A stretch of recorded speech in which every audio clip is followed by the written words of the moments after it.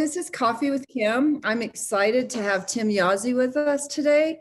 This is in response to February being our featured artists who are jewelry makers. So, Tim, nice to meet you. Hi, nice to meet you.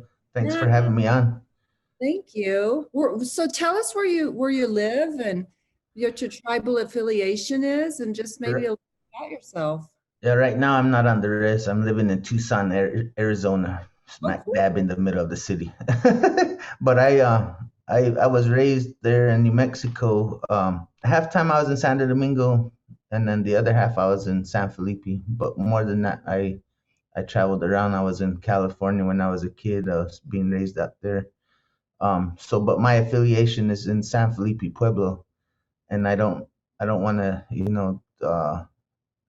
not say all the tribes that I am because I am a quarter Navajo, a quarter San Felipe, and a quarter Santo Domingo, but my affiliation is in San Felipe.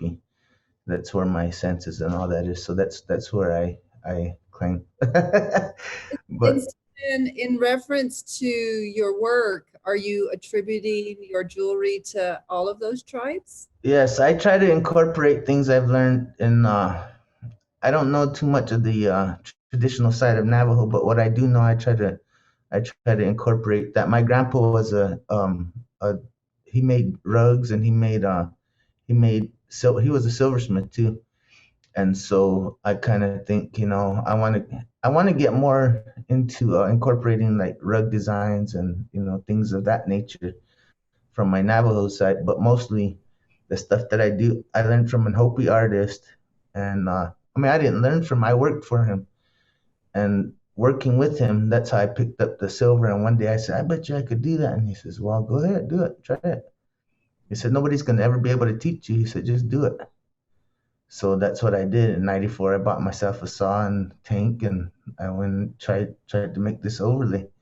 But the thing is, when he was pretty honest about things. He didn't hold things back. So when he told me that, of all the people I've seen cut silver, he said, you got it.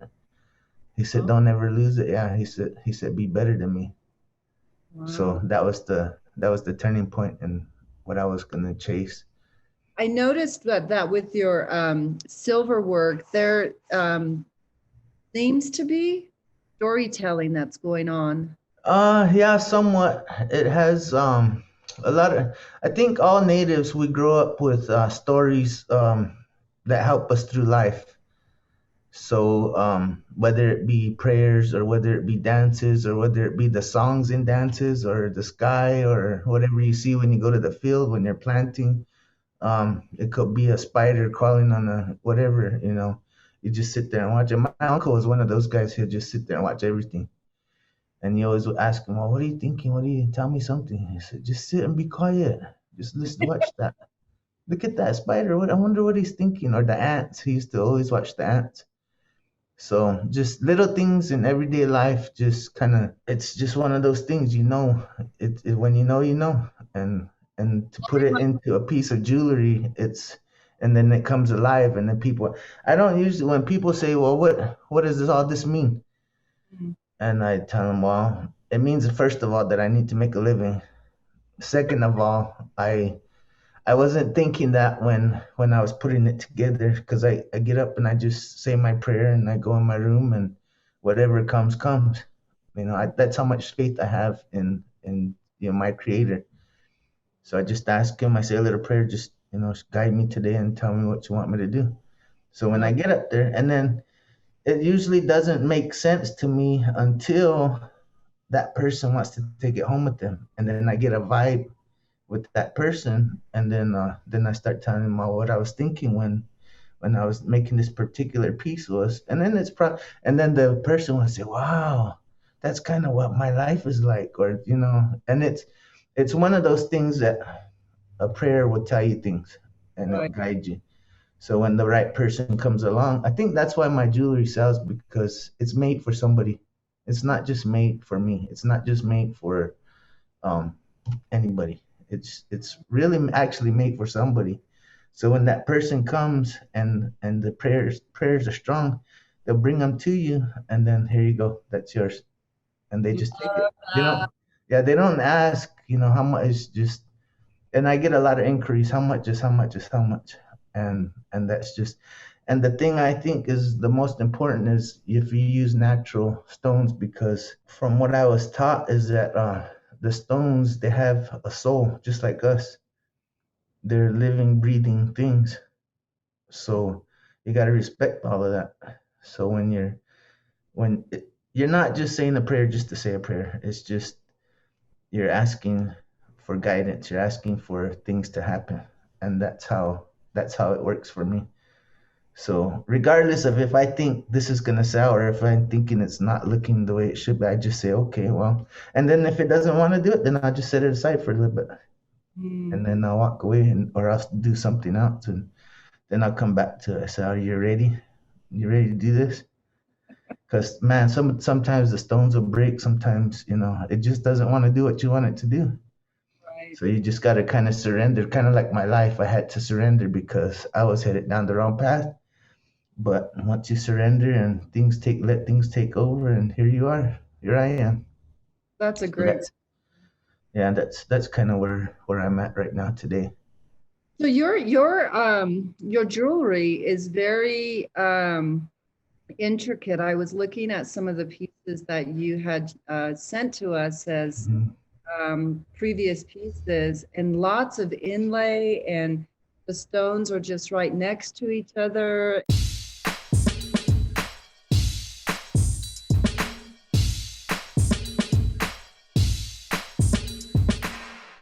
And so Yeah, a lot of coral. yeah. I love Koro. That's my clan. Koro, Oh, Koro is my clan. I'm okay. a Yash Wash. That's how you say it. I'm a Koro clan, That's and cool. I'm born for a Fox clan. So, but yeah, yeah, it's just one of those things. I've really, I didn't associate that to anything. I didn't, when I was younger, and I didn't think about things. My grandpa always told me, listen from your heart. You're not gonna understand what people are telling you, but when you need it, when you grow up, it's gonna be there. So that's what I did, and here I am. I just Coral's one of those things that's always been. It has always just it's grabbed me. And look at, I'm wearing red. I always wear red. I don't know. It's just one of those things. So, um, Well, I have to say, Tim, I'm a red girl, love red, yeah, everything, yeah, favorite color. My dad was a jeweler, and he left stones for us when he knew that he was going to pass. And so I have like a little piece of, it's probably about that big, of yeah. Mediterranean coral. So Uh, probably from the 60s. yeah, that's the stuff that's not around anymore. I know people that have it, but man, it's just crazy expensive. And the other side of that is, I go out of my way to find, things that, like, in my pendant that I gave my wife Yeah. from '94, it's got stuff that you can't find anymore. It's got the pink coral, the dark pink coral. It's got the sujolite. It's got that turquoise from, I think it was Lander area, but I don't think it's not Lander, but it's got real black spider web in it. Oh, cool. So, but that's the stuff and that came from my grandma in San Domingo. She had all that stuff, and she didn't really use it. So when she passed away, I got a hold of it. I mean, my mom gave it to me, and it's crazy because now you can't find that material. I think they're depleting it from this earth, and if you do find it, man, it's just it it's priceless. So that's what I tell my customers. The people that know, they just say, oh, how much you want? How come it's so little, But I Right. want to be fair to everybody, but and I tell people there's a market for everything. If you're in the market to make 1,000 pieces for $200 or 500 or $50 or whatever, there's a market for it. But that's not my market. I stayed out of this Santa Fe um, art thing for as long as I did because I didn't feel I was adequate enough to be here yet. Yeah, so I've been working on my craft, and I quit making jewelry in 2011, and I wasn't gonna do it ever again, just because of that fact of having to fight with the not galleries, the shops, and trying to make a living with that little bit of pay. So I wasn't ever going to do it again. And I'm thankful to the union here in Tucson, because when I joined them, they put me on a job and it was only 6 months. And then they said, well, go back to the hall and you sign up and wait like everybody else for the next one to come up. I was like, man, I came home. I told my wife, I said, here's my last paycheck for a while. She said, what? I said, yeah, we got laid off today. And she said, what are we going to do? She got worried because you got bills. You don't live on the res anymore. You got to pay to live. So I said, don't worry about it. I'll make some jewelry. And I didn't know she didn't know that I make jewelry. I've known her for years and years, and she didn't know that I made jewelry. So that's what got me started again. So I'm thankful that the union laid me off. It sounds like just from your bio that your parents were in the trade, your grandparents. Yeah, my mom made San Domingo style jewelry. That's where it started. That she used to take a sandpaper and put it over her knee, and that's how she sanded those slab earrings. And I just picked that up and I said, wow, that's pretty good. Ever since I was a kid, I was always doing so. I was drawing or trying to paint. Young, I don't remember how. I think I was in third grade or second grade, and they had I got in trouble because I was always drawing them in school, and they had an art contest, and so I drew. I think it was a bunny rabbit, and the back of it was it was like stick figure, but the rabbit itself was like I put more time into that, and so I got in trouble. The principal took me to the office and told me, you can't be copying stuff like this and put it in art shows. That's not honest. I said I didn't copy it. I'm a little kid, and my teacher, he said I watched him draw it. He didn't copy that. He shaded it, everything right there while I watched him, and I was tracing it or copying it, and so that kind of threw me back. My whole life, everybody's always kind of tried to hold me back on art, but I just said I'm not gonna listen. And I kind of get that's probably why I stay out of Santa Fe for a long time, because I know how people are, and I just I don't want a part of it. But now I say, well, if I'm gonna get back into the game, I'm gonna show people what I can do. I want credit for my work. Well, So you're here I am. talented. So do you have an online presence? Are I you? do. I Oh, do. It's Tim. We have a web page. It's timyazzie.com. We have the Facebook and the business. It's Tim Yazzie, and then it has a parentheses with Earl. That's my middle name. Everybody from home calls me Earl. Nobody okay. knows. If you go to San Felipe and ask for Tim, they don't know. Well, maybe now they do, but everybody knows me by Earl. But and I joke about that. I say Earl's royalty. So, but anyway, on Facebook we have the business page is the Native Silver Sun. So we had to come up with something because there's another Tim Yazzie in Gallup Yeah. that makes the old style jewelry. So his style and my style are totally different.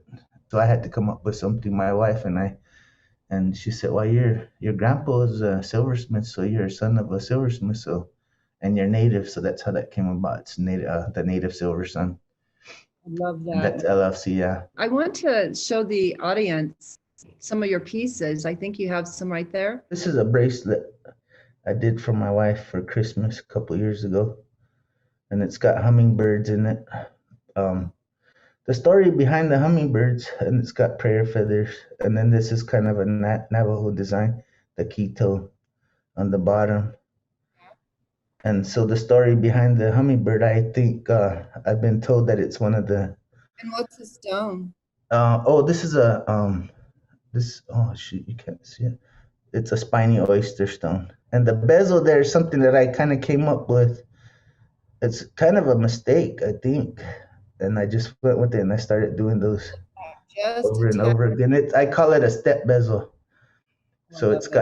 it's got two bezels in one, and then it kind of like a kiva step or something. I don't know, but I did that, and I have a friend in Albuquerque that I kind of consult with, and I ask him, well, what do you think about this? And he gives me his honest opinion. So That's what and I do have another pendant.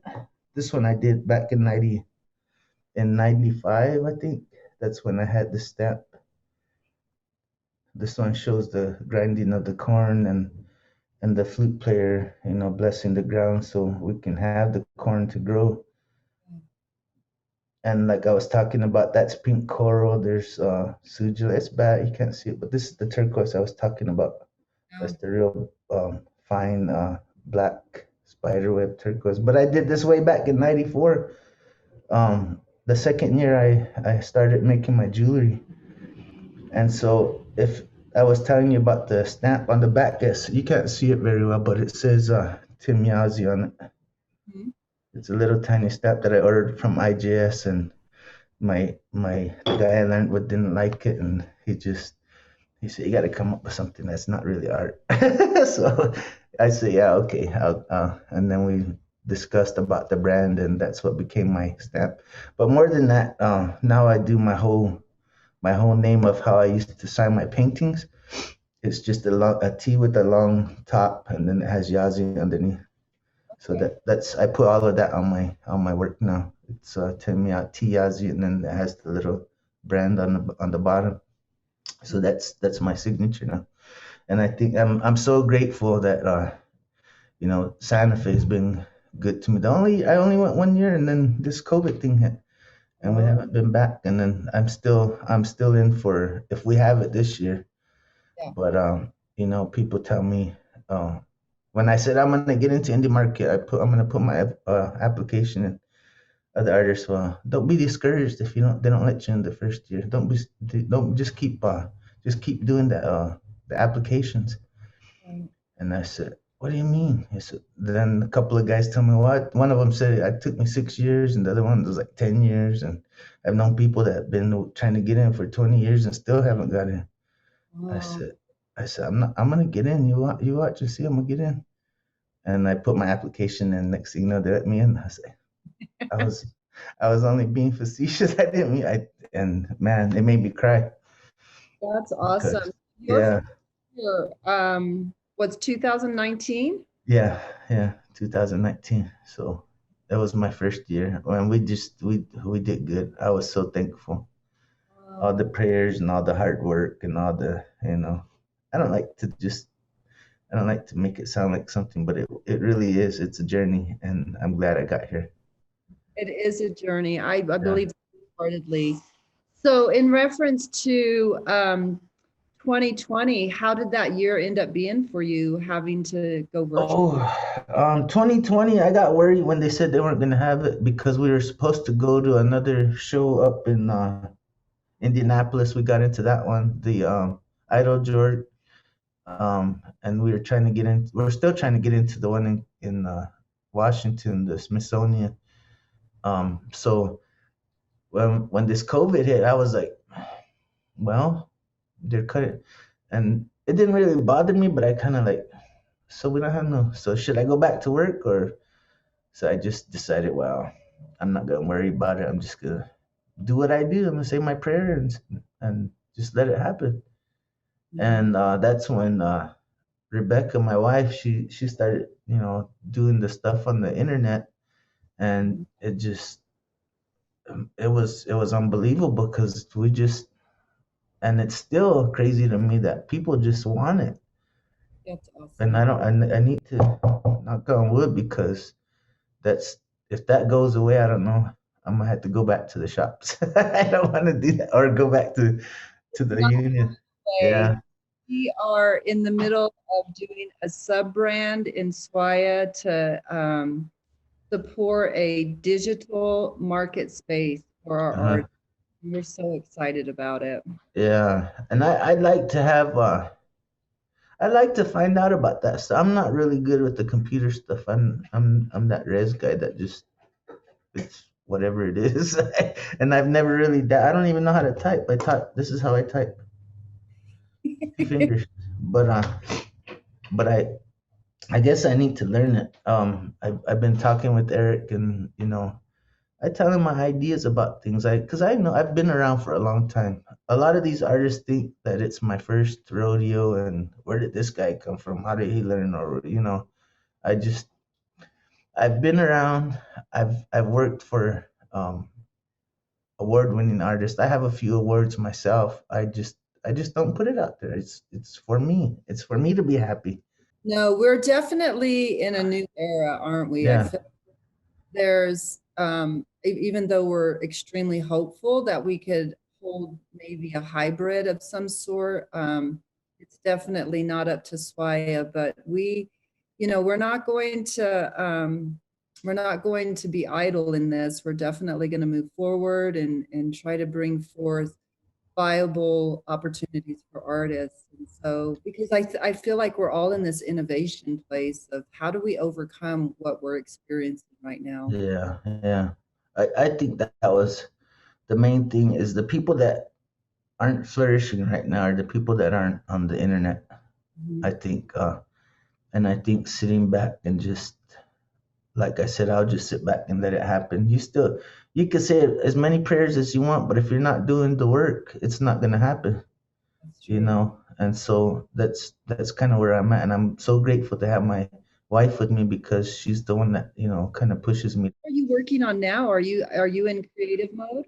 Yeah, I have a couple of big pieces. I when I started this journey again, I said I'm only gonna keep a couple of good galleries that can promote me. I'm not gonna go back to, well, I want, okay, say you're the shop owner. Hey, you want to buy some jewelries? This is what I got.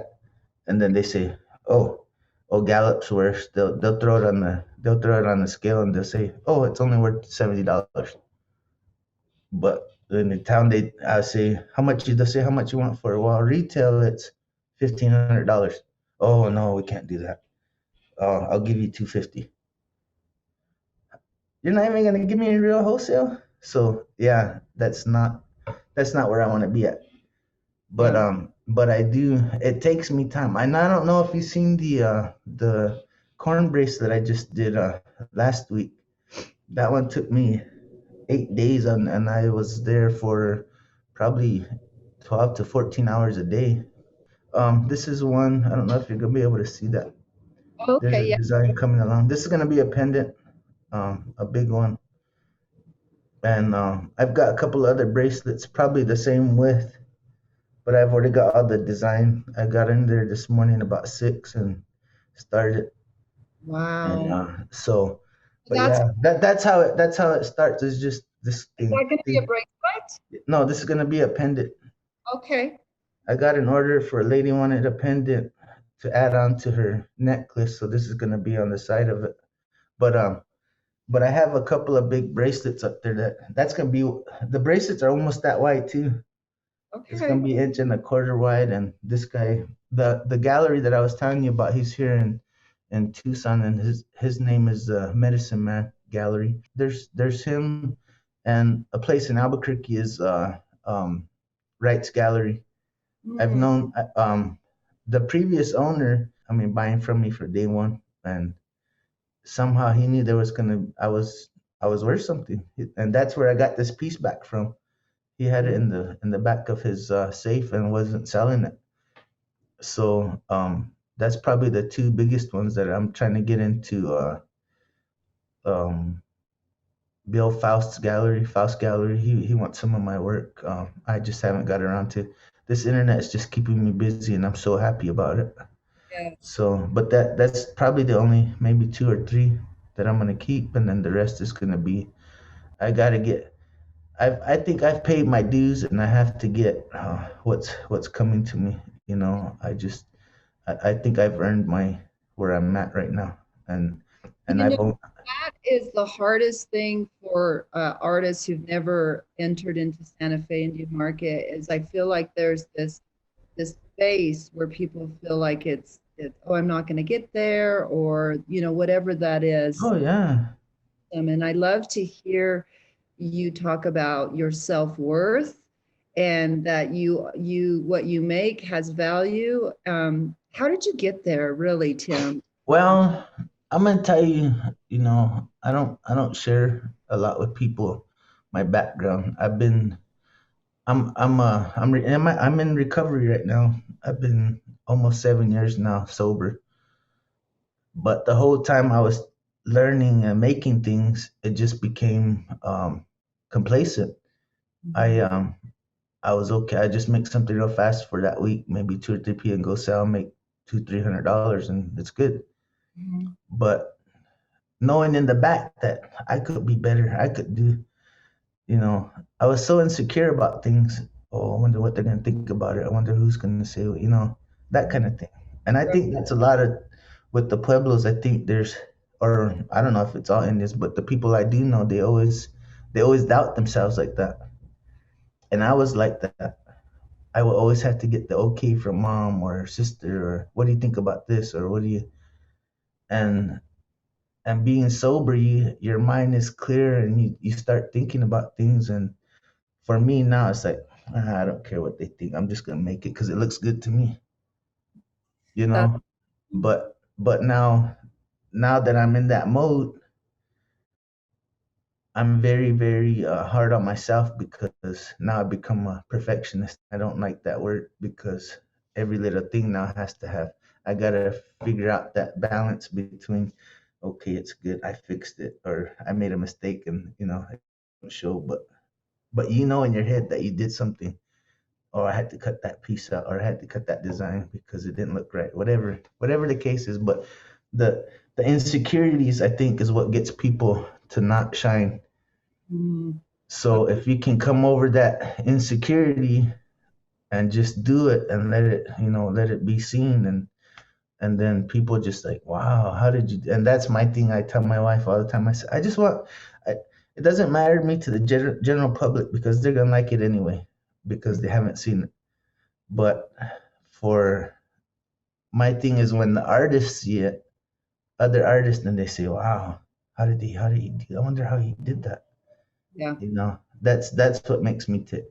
That for somebody in the know, that somebody's that doing especially high quality jewelry, for them to say, wow, and I've got some of those artists. There's some artists that won't acknowledge you. Of course, that's gonna happen because whether jealousy, insecurity, or whatever it is. But the guys that are good and that come up to you and actually say, wow, that's pretty nice. That makes me tick. I really like that. Your work is beautiful. And so I just want to let the audience know this is Tim Yazzie, and you can find him at timyazzie.com. You can find him on Facebook. And his Facebook is Native Silver Sun. Is The that what native silver sun, yes. Native Silver Sun? And so, Tim, I just really appreciate you coming on. I think that your story is one of encouragement. And if there's a will, there's a way. Yeah, always. All of our artists have that same opportunity. And so I can't wait to meet you in person. Hopefully we'll have a Santa Fe Indian Market this year. And so thank you so much for sharing with me. Yeah, thank you for having me on. It's always a pleasure to do stuff where, it's helping everybody out. It's helping Santa Fe out for people to come on here to do interviews. It's helping me out because you're putting me out in the world. But yeah, I think Santa Fe is gonna be a go. I got my fingers crossed. So much, and I appreciate you, and you have a wonderful day. Okay, thank you. Thank you. Bye-bye. You have a good day too. Thank you so much. Bye bye.